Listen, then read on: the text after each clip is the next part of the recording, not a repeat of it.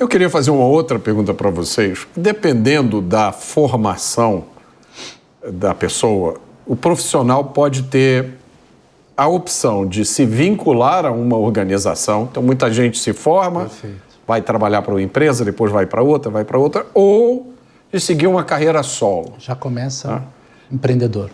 Já começa empreendedor. Como é que vocês comparam essas duas opções? O que a gente pode dizer sobre isso? Olha, grande parte dos colegas que eu tenho de startups, né, acabam dizendo que não precisa fazer faculdade. Eu acho que fazer a faculdade e entrar numa grande empresa, por exemplo, para você aprender sobre o sistema, eu acho extremamente válido. Isso vai acontecer principalmente se você não tem um perfil empreendedor nato. Então, meu filho não quis entrar em nenhuma empresa. Ele abriu a empresa dele, saiu da faculdade e já abriu, já foi empreender. Então, provavelmente, ele vai ter um ganho de compreender os reais critérios de geração de valor. Provavelmente, ele vai ter alguma dificuldade com relação com a hierarquia, gestão, por exemplo, porque quando você entra numa empresa, uma grande empresa, você aprende por osmose a questão da gestão, a questão dos cargos hierárquicos. Você tem um aprendizado que depois você ganha mais confiança. Pelo menos nós três dessa mesa aqui fizemos a mesma coisa. Começamos num CLT, depois trabalhamos. Mas eu vejo muitos jovens já começando no MEI, já começando na startup, né? Então, eu acho que vai muito do perfil da pessoa. E aí, você pensa no contrário. Se você saiu como startup, tenha certeza que quando você crescer um pouquinho mais, você vai ter que aprender gestão, você vai ter que aprender liderança, você vai ter que ter os fundamentos para fazer a sua empresa crescer. Se você está dentro de uma empresa há 5 anos, o que você vai precisar? Você vai precisar do espírito empreendedor, você vai precisar de risco, você vai precisar de desenvolver, de conhecer o cliente. Eu não me vinculo muito ao que seria o melhor. Eu me vincularia especificamente qual é o DNA desse jovem para ver se ele realmente e quais as habilidades que ele vai precisar acrescentar na sua jornada. Não dá para dizer qual é boa. As duas são em termos de existência, né? As duas acontecem. É só você prestar atenção de que quando você começa a crescer numa ou na outra, lá na frente você vai precisar de algumas habilidades para poder... Que estão do outro lado, que você não escolheu. Exatamente. A gente estava conversando numa série, posso indicar uma série aqui, Massa Escura, né? E é muito interessante a série porque ele fala de múltiplas escolhas e assim, é o cientista que tira a família de lado e vai trabalhar no seu tema e ganha um prêmio. E do outro lado é o cientista que escolheu a família, não escolheu a profundidade e vira um professor comum. São escolhas. Então, é o que você falou. Eu tenho essa escolha, mas eu preciso também estar atento ao que eu vou precisar para dar continuidade dessa questão. Você me lembra um caso de uma pessoa com quem eu conversei. Eu tinha, na época, 30 anos. E eu fiz a escolha de entrar numa grande empresa, né? Eu trabalhei em várias grandes empresas. Nessa época eu estava trabalhando numa grande empresa e eu conheci um amigo que tinha a mesma idade que eu, 30 e poucos anos, e eu falei para ele, como é que você, em vez de estudar, né, se preparar e entrar para uma grande empresa, você resolveu entrar nesse negócio? Na época ele tinha 2 bares e restaurantes. Sim. Para mim pareceu uma coisa absurda, né? E aí ele me deu uma resposta que me matou. Ele falou, olha, a diferença é a seguinte, eu daqui a 4 ou 5 anos eu vou ter 10 restaurantes. E aí eu vou parar de trabalhar. Você vai ter que ficar a vida inteira trabalhando como funcionário até se aposentar. Aí aquilo ali, para mim, isso já faz muito tempo, óbvio. Não existia naquela época esse conceito do empreendedor. Do empreendedorismo não se valorizava no Brasil.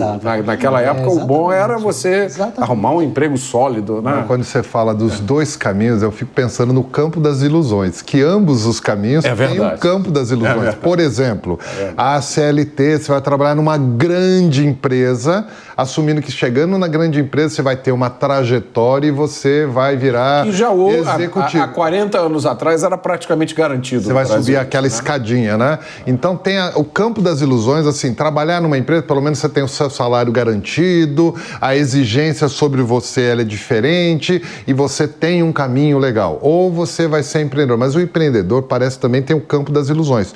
Todo mundo que é empreendedor vai ficar milionário. Eu vou montar a minha lanchonete, daqui 4 anos eu tenho 10 lanchonetes. Não, você vai ter 10 lanchonetes se você se esforçar muito, se você trabalhar muito, se você aplicar muito. Se a conjuntura ajudar. Se a conjuntura ajudar. Agora, e na empresa? Na empresa, a mesma coisa. Você vai ter uma carreira, vai virar um líder grande, executivo, se você trabalhar. Ou seja, isso não muda. A escolha é uma escolha que a gente tem toda a chance do mundo de fazer ela em alguns tempos. Por exemplo, o Edu falou legal agora. Às vezes eu ainda não me sinto preparado e eu entrar numa empresa para entender o ambiente, entender a estrutura, entender a questão de liderança, o processo, isso pode me dar muito aprendizado, desde que eu esteja lá prestando atenção. Ponto muito importante. Porque se eu estou lá só participando do processo, porque me disseram para ficar batendo, eu estou batendo carimbo, e você só está fazendo isso e não está prestando atenção no contexto, não adiantou nada. A escolha é uma escolha ordinária. A mesma coisa se você falar, vou ser empresário, vou vender pipoca. Ok, você quer montar o teu carrinho de pipoca. Se você não prestar atenção no contexto, você vai ser um pipoqueiro ordinário. Então, a questão não é qual é a melhor escolha. Ambas as escolhas têm validade. A gente não pode se iludir com você vai ser milionário se for empresário. Não, acaba com a ilusão. O que isso vai me trazer de aprendizado e quanto que eu vou aprender estando nessa realidade. Porque ambos têm desafio. Tanto a empresa, seja ela grande, seja ela pequena, seja empregado, CLT ou não, e tem a parte do empresário. Tem o risco. O teu filho está fazendo um risco que ele entendeu o contexto dele, tinha um contexto de ele estava numa estrutura, falou, eu tenho que arriscar e vou tentar. Muito do que ele produz, ele está aprendendo na tentativa e erro, na parte processual. Por quê? Porque ele não teve essa bagagem processual. Você entrou, eu entrei num banco, você entrou... Eu fiz até concurso público. Eu entrei no banco mesmo lá. No banco, enquanto eu tinha lá meus 14, 15, 16, até os 20 anos de idade, eu fui entendendo o mecanismo processual. Depois, quando eu montei minha empresa, isso tudo já era um aprendizado. Então a questão é como você está na escolha que você fez. E mais, eu desconfio que a maioria das pessoas vão precisar experimentar não apenas o processo de estar numa empresa. A gente vai precisar experimentar uma amplitude grande de aprendizados como empresário. Tem muito empresário que fez a empresa, trabalhou com a empresa. A gente está no mundo da consultoria, a gente tem um monte de colegas que eram grandes executivos, vieram para o mundo da consultoria e não conseguiram. O que fizeram? Voltaram. Por quê? Porque é o que você aprende. Então, eu falo, todos que eu faço na transição de carreira que eu falo, você veio para a consultoria e não aprendeu, volta. Agora, estando lá, preste atenção. Por quê? Porque você tem que ter uma cabeça empresária, independente da escolha que você faz, né?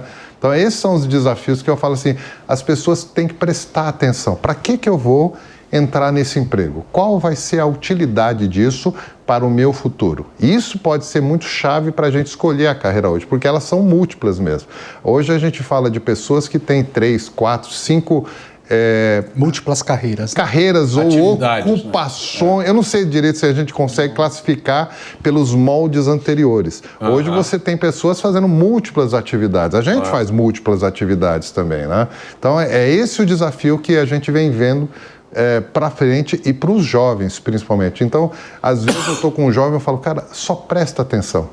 Entra no jogo e presta atenção. Excelente conselho esse. Anotem esse conselho. Entra no jogo. É importantíssimo. Não fica só assistindo, não fica só vendo, não fica só fazendo curso. Entra no jogo com alguma coisa. E quando você entrar no jogo, Presta atenção no que está acontecendo. A gente criou esse drive, a gente presta atenção. A gente estava aqui e os bastidores estão cheios de profissionais aqui, né? E eu fico olhando, nossa, olha como que ele fez isso, olha que ele mexeu no microfone. Presta atenção, isso não custa nada. Presta atenção no que está acontecendo, porque são micromentores, né? Ah, ele fez isso. Ah, será que é legal isso? Será que não é legal? Será que isso é para mim? Eu já vi isso acontecendo. Então, modele prestando atenção. Hoje as pessoas não estão tão distraídas.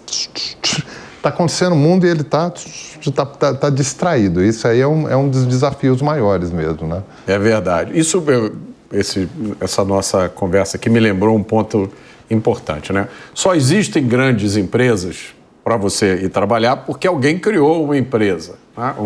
Só existem empresas porque há empreendedores. Então, na verdade, a gente está falando meio da mesma coisa. Agora, eu queria puxar aqui o assunto para liderança. É um assunto que eu, desde o início da minha carreira, eu escuto falar muito. Há uma literatura extensa sobre liderança, cursos de formação de líderes, mas eu nunca vi um curso de formação de seguidores. Os líderes têm que ter os seus seguidores, os seus comandados. Me ajuda com esse dilema aí, Eduardo. Não, mas eu ponho uma pimenta, então. Atualmente, o clichê, né, que está sendo falado é o jovem de hoje não quer ser líder. Pronto, joguei a pimenta. Dois. Não, então, eu acho que tem tantas definições de liderança. De todas as boas, eu gosto muito da ideia de que líder é aquele que está te ajudando a entregar o melhor e quando ele sai fora, a equipe continua a entregar melhor. Então, no fundo, o líder é aquele que trabalha para se tornar desnecessário. Então, o conceito de... O líder... Influenciador tem seguidor. Mas eu acho que o líder... Liderado, desculpe, eu usei a palavra errada. O líder é o cara que, na verdade, está produzindo, não seguidor, está produzindo líderes produtores de líderes. Eu lembro no Banco do Brasil, eu tive os meus 2 melhores... Eu tive vários chefes, mas os 2 melhores eram japoneses, curiosamente, né? E assim, eles eram uma mistura de enérgicos para cobrar, completamente assertivos e fomentadores para que eu pudesse questionar por que eu estava fazendo e como melhorar. E em algum momento você tem aquela sensação de extrema admiração por ele, não por ele, mas porque como ele conseguiu mostrar para você o quanto você era um líder e que seguiria autônomo nesse processo, né? Então eu acho que tem muito a ver com a questão da mentoria que a gente está conversando. Sim. E que tem muito a ver com a questão de nós sermos pais e tudo que a gente quer para os nossos filhos é que eles caminhem, né, com pensar, com autonomia, com sucesso, que eu acho que faz muito sentido essa questão de ajudar alguém a pensar, executar bem, ler os sinais do mercado, para que ele possa, independente da gente, para que ele possa correr a vida dele. E lá, quando você tiver os seus 80 anos, a gente está na praia, vem alguém na nossa frente, a gente não sabe quem é, ele olha, sorri pra gente, a gente sorri para ele, que continua não sabendo quem é, e ele vai falar, Mota, você vai falar, como é que você tá? E ele vai falar, você não lembra de mim, mas você lá há 30 anos, eu trabalhei para você. Eu já ouvi isso. E eu quero te dizer... Eu já vivi essa situação. E eu quero te dizer só uma coisa, você foi importante porque... Né? Não porque você era lindo, maravilhoso ou com um bom físico. Não, porque provavelmente você ajudou a encontrar força, potência nele mesmo para se tornar alguém autêntico, digno de enfrentar uma complexidade muito grande. Essa, para mim, é o espírito da liderança. Você comentou, Mota, que tem assim, um monte de informação sobre liderança. E tem. É debatido, e tem livros, e tem histórias, tem critérios, tem narrativa, um monte. Liderança, então. Agora, eu olho os dias atuais e eu fico percebendo que de tudo que tem de liderança, a maioria dos líderes pegam um aspecto, que é o comando e controle. Eu sou líder, eu tenho que tomar conta do processo para que ele aconteça sem falha e eu tenho que garantir que o processo entregue o resultado. Esse aspecto é um pedaço do aspecto, mas eles ficam focados nisso. E uma das coisas que eu costumo chegar para o líder e tenta inverter a cabeça dele, falo, líder, para que você existe? Para garantir o resultado, ou para garantir a execução do processo. Tá, mas é aquela parte de pessoas. Tem que cuidar das pessoas. Não tem. Mas assim, é meio que nessa dimensão. Aí eu falei, tá bom, você está cuidando do processo e cuidando do resultado. Se eu te disser que o teu papel não é corrigir erros, não é evitar falhas. Eles piram, porque falam, não, meu papel é evitar a falha, eu estou aqui para garantir o processo. Eu falei, não, o seu papel não é esse. O papel de não falhar é da tua equipe. O teu papel é de reverter quando a falha acontece. Seu papel é de intervir quando a falha que acontecer vai ser uma falha irreversível, ou seja, as consequências da falha vão ser significativamente grandes. Então, liderar, e aí complementando o que você colocou, Du, para mim, liderar é você exercer uma capacidade com a tua bagagem, competência, experiência, de atuar apenas na reversão das falhas que tem muita consequência. Por quê? As demais falhas, a própria equipe precisa atuar. É quase como se pudesse complementar dizendo o líder ele tem uma responsabilidade de amadurecer a equipe. Quando ele se omite dessa função, comando e controle, controlando, o que está fazendo? Fez, não fez? Quando ele está fazendo isso, ele não está amadurecendo a equipe. Ele está tornando a equipe dependente dele. E eu diria que esse caminho da liderança é o caminho mais simples que a maioria dos líderes fazem. Eu quero me tornar útil como? Comando, controle, fazendo do meu jeito, brigando com quem não faz do meu jeito, e eu fico vigiando para não ter falha. E quando a falha acontece, ninguém está pronto, porque ninguém desenvolveu competência para lidar com as falhas, nem o próprio líder, né? Então, esse movimento é um movimento que eu acho de grande desafio nessa complexidade que a gente está hoje. O líder, ele está diante de uma situação que ele tem que lembrar qual é o papel dele, que é de reverter falhas quando elas acontecerem, e não evitar falha, que é o mais evidente que a gente começa a olhar. Porque para evitar falha, eu vou ter que ficar em cima do cangote lá da equipe.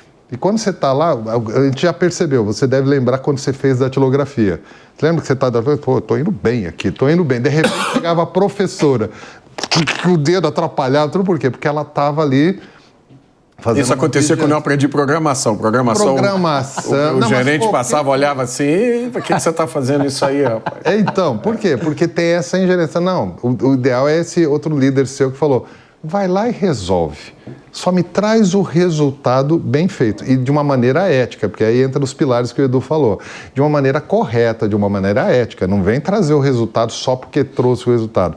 Agora, não fica só vigiando o que a pessoa está fazendo, porque isso torna a pessoa dependente de você. Porque se eu sei que você está me vigiando, o que eu faço?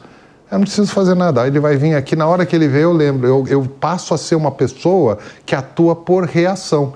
Ou seja, o líder falhou brutalmente quando a equipe dele só atua por reação, porque ele também começa a atuar por reação. E a gente vê que a cadeia de comando fica dependendo só do processo.